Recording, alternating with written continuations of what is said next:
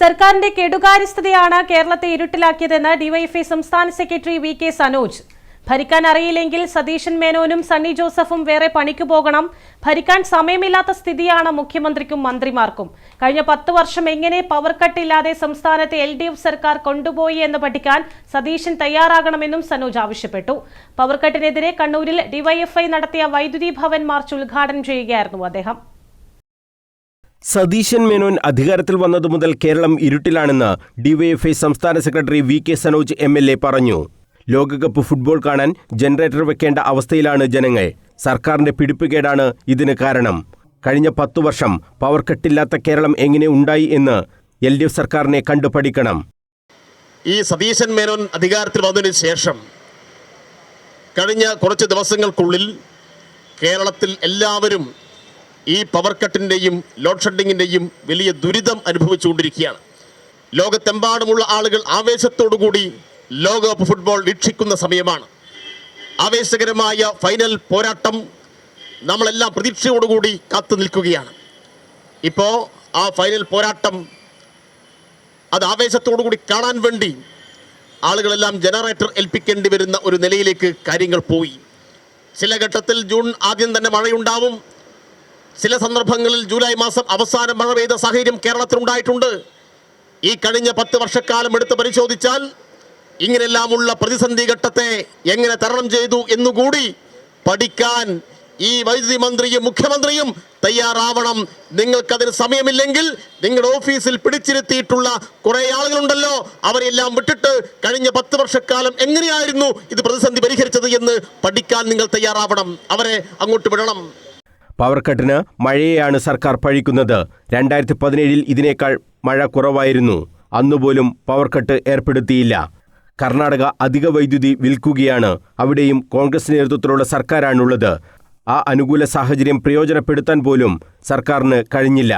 ഈ പ്രതിസന്ധി എന്ന് പരിഹരിക്കാൻ കഴിയും എന്നുപോലും പറയാൻ വൈദ്യുതി മന്ത്രിക്ക് കഴിയുന്നില്ല. ഭരിക്കാൻ അറിയില്ലെങ്കിൽ രാജിവെച്ചു പോകണം. ഭരണം പരാജയമാണെന്നും എന്തൊക്കെയോ ചീഞ്ഞു നാറുന്നു എന്നും പറയുന്നത് KSU നേതാക്കളും കോൺഗ്രസ് വക്താക്കളുമൊക്കെയാണ്. ഇപ്പൊ കഴിഞ്ഞ ദിവസം കേട്ട വാർത്ത കർണാടകയിൽ അവർ അധികം വന്ന വൈദ്യുതി വിറ്റു എന്നുള്ളതാണ്. കർണാടക എന്ന് പറഞ്ഞാൽ കോൺഗ്രസ് ഭരിക്കുന്ന സംസ്ഥാനമാണ്. ഇവിടെ കോൺഗ്രസിന്റെ നേതൃത്വം കർണാടകയിലെ സർക്കാരുമായി ഒരു ചർച്ച സംഘടിപ്പിച്ചിരുന്നെങ്കിൽ അവർ വിറ്റ വൈദ്യുതി ഈ കേരളത്തിന് വാങ്ങാമായിരുന്നു. ആ കാര്യത്തെക്കുറിച്ച് ആലോചിച്ചിട്ടില്ല. വൈദ്യുതി മന്ത്രിയോട് പത്രക്കാർ ചോദിച്ചു, എപ്പോഴാണ് ഈ പ്രതിസന്ധി തീരുക? അദ്ദേഹം പറഞ്ഞത് ഇതൊന്നും എന്നെ കൊണ്ട് പറയാൻ കഴിയില്ല എന്നാണ്.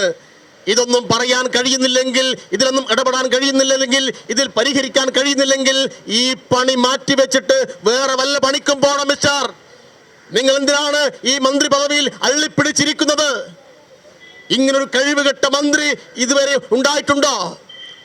സതീശന്റെ വാക്കും പഴയ ചാക്കും ഒരുപോലെയാണ് എന്ന് പറയുന്നത് ഇടതുപക്ഷത്തിന്റെ ആളുകളല്ല, പറഞ്ഞത് KSUവിന്റെ സംസ്ഥാന പ്രസിഡന്റാണ്. കോൺഗ്രസിന് വേണ്ടി ഇലക്ഷൻ നാളുകളിൽ ടെലിവിഷൻ ചാനൽ റൂമിൽ വന്നിരുന്നിട്ട് വല്ലാതെ ന്യായീകരണ തൊഴിലാളികളുണ്ടായിരുന്നു. യൂത്ത് കോൺഗ്രസിന്റെയും മൂത്ത കോൺഗ്രസിന്റെയും വക്താക്കൾ എന്ന ലേബലൊട്ടിച്ച് വന്നിരുന്ന ആളുകൾ.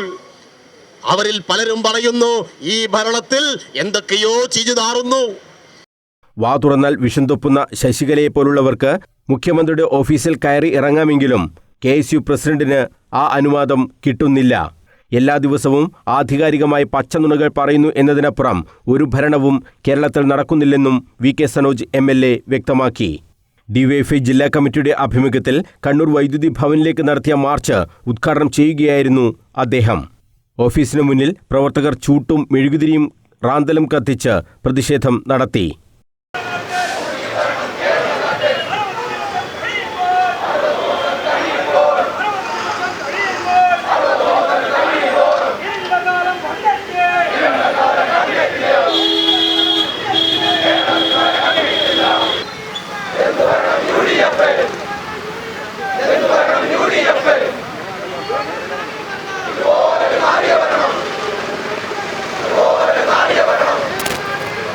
Yeah.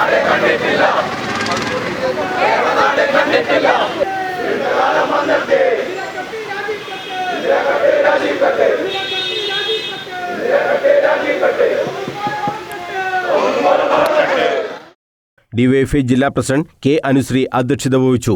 ജില്ലാ സെക്രട്ടറി മുഹമ്മദ് അഫ്സൽ, ജില്ലാ vice president AP Anveer, P Akhil, MV Lijith, PK Sanandkumar, P Shruti തുടങ്ങിയവർ സംസാരിച്ചു.